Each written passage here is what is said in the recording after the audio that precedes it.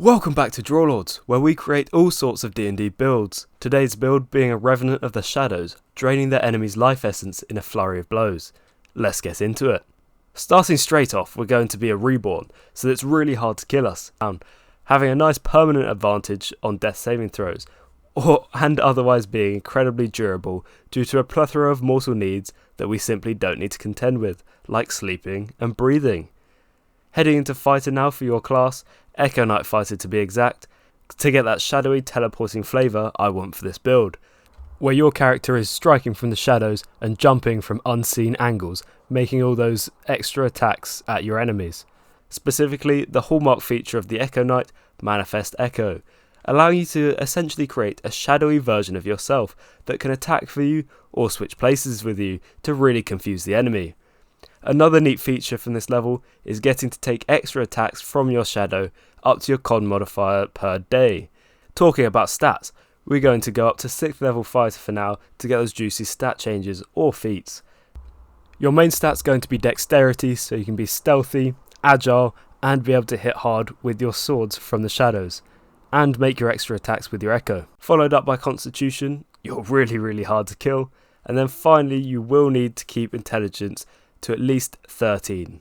Spoilers for about 60 seconds if you can figure out why. However, at these levels we are going to take feats, the first being Eldritch Adept to get Devil Sight, because as many things as Reborn gives, Dark Vision does not happen to be one of them, which would be kind of handy for this character, darkness being a key concept and all. Next up, we will be getting either Tough to give us even more HP to work with, and offset the lower HP gain from the multi-class in this build. Again, spoilers for about 30 seconds. Alternatively, Mobile is always a great choice as a feat for these characters that are really strike and fade, who like to run up, make attacks and get out so they don't have to take too much damage. It allows you to essentially attack enemies and then run away for free, as the enemies can't get attacks of opportunity and you get that extra 10 feet to your movement. Or just buffing your dexterity is also a good idea. Now onto that multi-class I've been hinting at that I know you've all been waiting for. And if you haven't guessed what it is yet, Wizard. What a surprise. But not just any wizard. We are dabbling in the outlawed arts of necromancy for 5 levels. You'll see why in a second. The first feature from our wizard dip that we actively want is going to be Grim Harvest.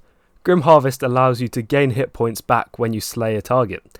Specifically, 2 times the spell slot level, or 3 times if it's a necromantic spell.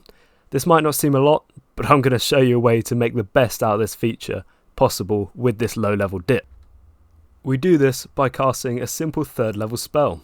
The 3rd level spell, Spirit Shroud. Now you will see why 5 levels is important. This spell boils down to adding 1d8 necrotic, radiant or cold damage to any attacks we make for the duration, a minimum of 3 attacks per turn for us. And this is a necromancy spell, causing any creatures slain by one of our attacks to heal us 9 HP. Not a lot on its own, but against a horde of weaker enemies, or minions, we could fairly easily be healing 9 to 18 HP per round for an entire minute. If that's not awesome, I don't know what is. Maybe the added 3d8 per turn damage as well. Heading back over to Fighter for the rest of this build, the first feature you'll be picking up to aid your creepy stealth abilities is Echo Avatar, allowing you to use your shadow as a scout for 10 minutes, able to sense through it up to 1,000 feet away. The rest of the Echo Knight Fighter features allow you to buff either your allies' durability or your own survivability.